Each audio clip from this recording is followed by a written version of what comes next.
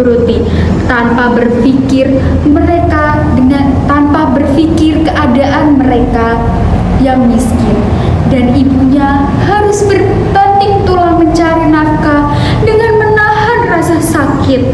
Setiap ibunya mengajak ke sawah, ia selalu menolak. Suatu hari, ibunya mengajak anaknya berbelanja ke pasar. Jarak dari pasar ke rumahnya itu sangatlah jauh. Untuk sampai ke pasar, mereka harus berjalan kaki dan membuat putrinya kelelahan. Namun, anaknya berjalan di depan ibunya dan memakai baju yang sangat cantik. Semua orang melihatnya langsung terpesona dan mengagumi kecantikannya.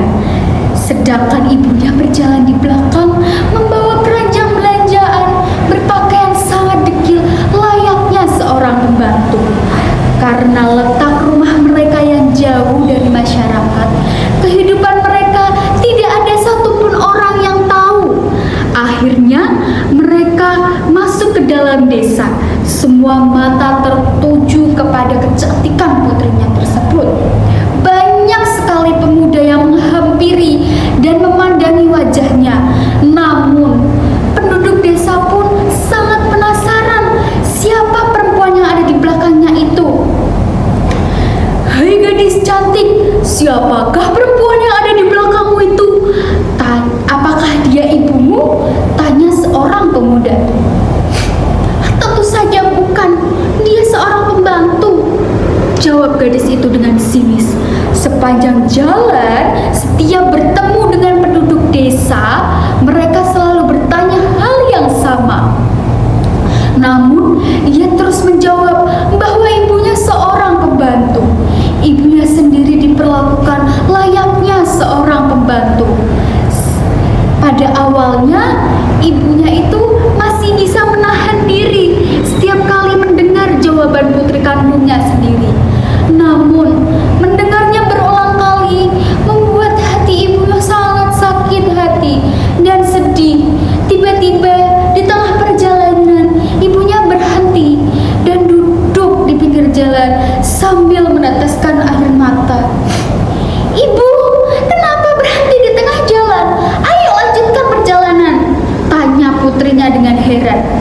Beberapa kali putrinya bertanya, namun ibunya sama sekali tidak menjawab. Sang ibu malah menadahkan kedua tangannya ke atas dan berdoa.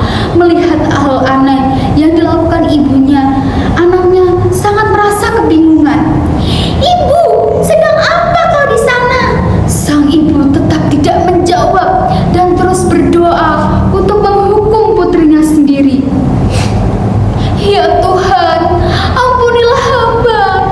Maafkanlah hamba yang tidak bisa mendidik putri hamba, sehingga ia menjadi anak yang durhaka.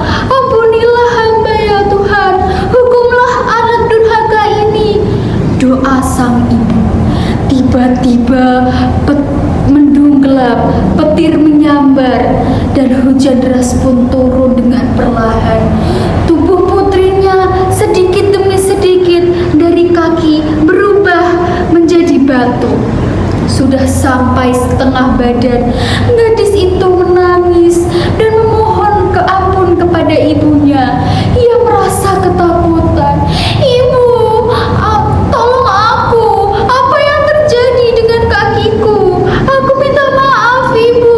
Aku berjanji menjadi anak yang baik. Maafkan aku, Ibu," teriak putrinya dengan ketakutan. Gadis itu terus menangis dan memohon, namun semua sudah terlambat. Hukuman itu tidak dapat dihindari. Seluruh tubuhnya perlahan berubah menjadi batu. Gadis durhaka itu hanya menangis dan menyesali perbuatannya. Sebelum kepalanya berubah menjadi batu, sang ibu melihat air matanya yang keluar sangat deras.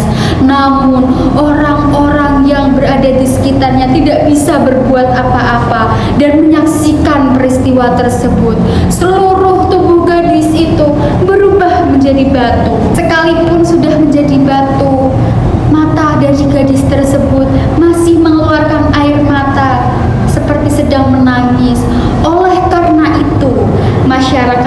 sekitar menyebutnya dengan batu menangis.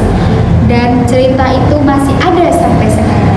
Nah, teman-teman, dari kisah dongeng di sini kita dapat mengambil pesan moral dari cerita rakyat tersebut adalah selalu menyayangi dan menghormati kedua orang tua kamu, karena kesuksesan dan kebahagiaanmu akan tergantung dari doa kedua orang tuamu.